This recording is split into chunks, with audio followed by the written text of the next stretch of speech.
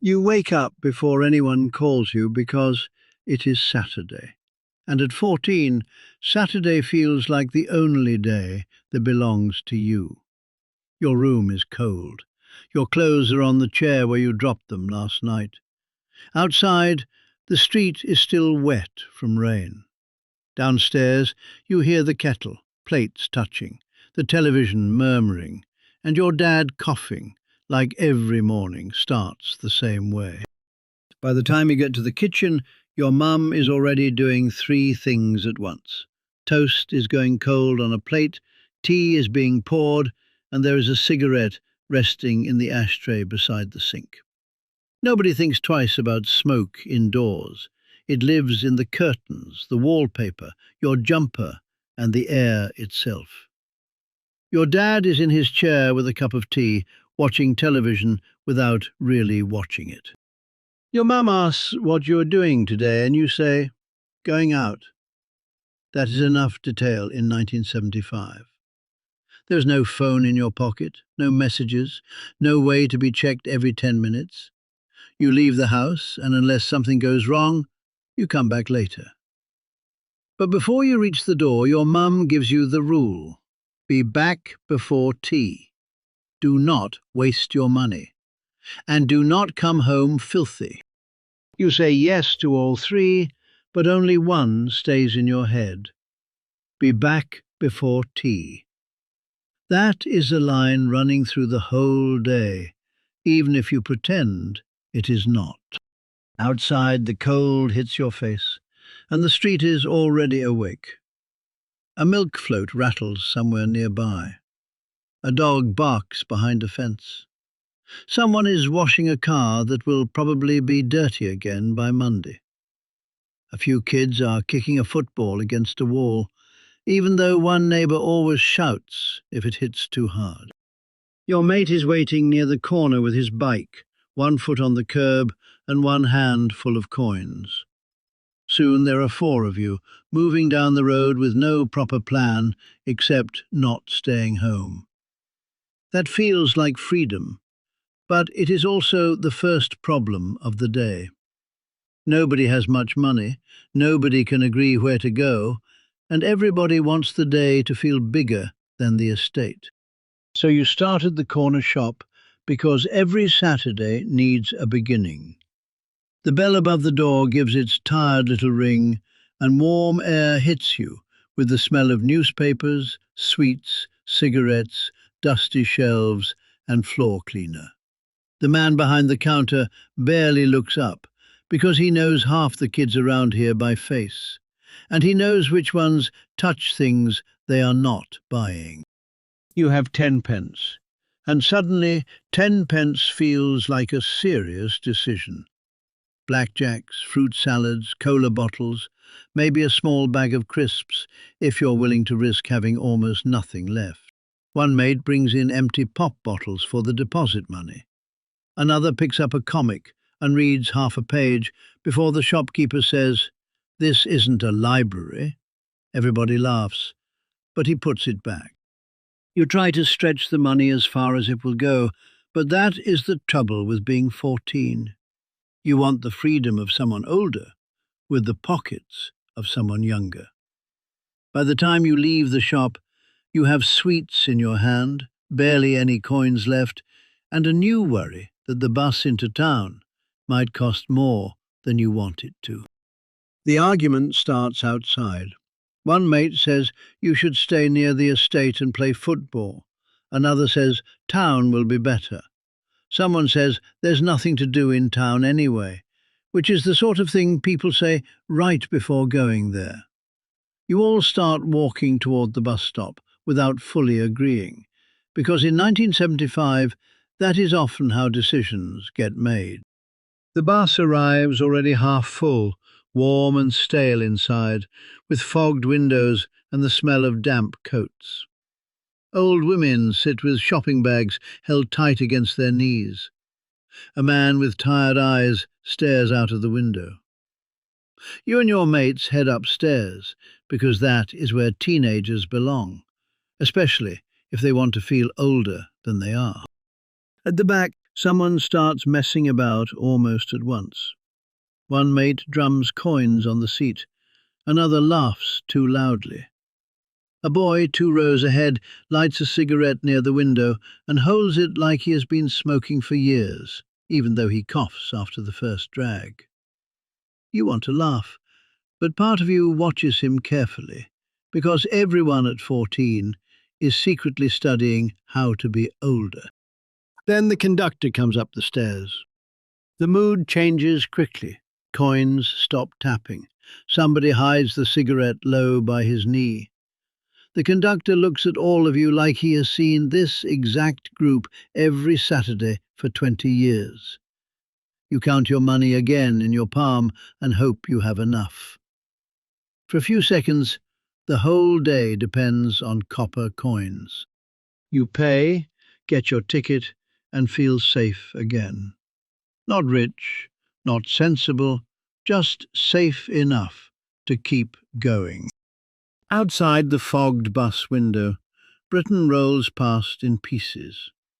Terraced houses, corner pubs, chip shops, washing lines, petrol stations, men fixing cars in driveways, mums with shopping bags, and kids running across roads without looking properly. The town centre feels bigger when you are 14, not because it is big, but because it is not yours. You get off near Woolworths and the day opens up again. There are record shops, newsagents, shoe shops, bakery windows steamed from the heat inside, posters outside the cinema, and the smell of chips drifting through the high street. People move with bags and errands, while you and your mates wander around with no real purpose, which somehow feels like the best purpose in the world. You stop outside a music shop for far too long. Albums sit in the window like treasure. One mate talks about saving up for a record. Another says football is better than music. Someone else says he might buy a badge instead, even though he has no money left. The argument carries on down the street, and for a while you feel grown up just being there, without an adult beside you. The town has its own way of reminding you that you are still 14. Older teenagers stand near the cinema, louder, taller, and more certain of themselves. One of them looks over, and your group goes a little quieter. Nobody admits it. Nobody says they feel small. You just walk past, trying not to look like you are trying. By mid-afternoon, hunger wins. You head to the chippy, where the windows are steamed up and vinegar hits your nose before the door even opens. Someone ahead asks for scraps. Someone else wants extra salt. Coins clatter on the counter, and the woman behind the fryer moves faster than anyone in the shop. You count what you have left and realize you cannot get as much as you wanted. So you share. Chips taste better outside in the cold anyway. Everyone burns their fingers because nobody wants to wait. Grease soaks through the paper. Vinegar runs into the folds. For 10 minutes, nobody argues. That is how good chips can be when you are 14 and hungry. Then the day starts to turn. The light changes first. Shop windows glow warmer. The air feels colder. Buses get busier. Adults seem to be going home for a reason, while you suddenly remember you have one too. Be back before tea. The line comes back into your head, sharper this time. One mate says there is still time to go somewhere else. Another says his dad will kill him if he is late. Somebody suggests walking back to save bus fare, then regrets saying it as soon as the wind picks up. You check your coins and realize the day has become a small maths problem. Then your stomach drops. One of your mates has spent his fare. At first everyone laughs because that is what you do when something goes wrong and you do not want to admit it. Then the bus turns the corner at the far end of the street and the joke disappears. You all start checking pockets properly now. A 2-pence piece, a penny stuck in the lining. Someone finds a coin under a folded sweet wrapper.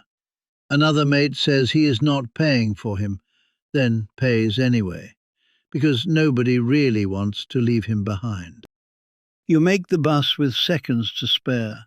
The driver gives you a look as you climb on, and for once nobody answers back.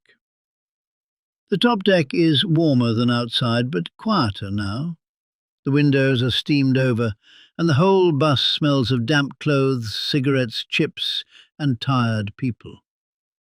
Your group sits at the back again, but the noise has gone out of you. Not sad, just used up. One by one, your mates peel away after you get off. One has to call in at his nan's. Another gets shouted for from across the road. Someone rides off on his bike, standing on the pedals as if he still has energy left. Soon it is just you, walking the last bit alone. Sweets gone, fingers cold, coat smelling of smoke, chips, and bus seats. The estate feels different in the evening. Curtains are closed, television light flickers through windows, dinners are cooking. Somewhere a football result is coming through on the telly. The street that felt like the start of the world a few hours ago now feels like the place pulling you back in. When you open your front door, the house smells of tea. Your mum asks where you have been all day, even though she already knows the answer is everywhere. She looks at your shoes, your coat, your hands, and says you are filthy. You say you are not. She says you are. That is the whole argument. Your dad is back in his chair. The television is on. You sit down, still cold from outside, and for a few minutes nobody says much. Then someone asks if you want more chips, and somehow the answer is yes, even though you already had some. At 14, you do not know this kind of Saturday will become a memory. You think your mates will always live close by. You think the corner shop will always smell the same. You think the buses will always run through the same streets, and Woolworths will always be in town. But nearly 50 years later, it is these small days people remember. Not because everything was better. Britain in 1975 could be cold, smoky, strict, boring, and unfair. Money mattered. Adults were not always gentle.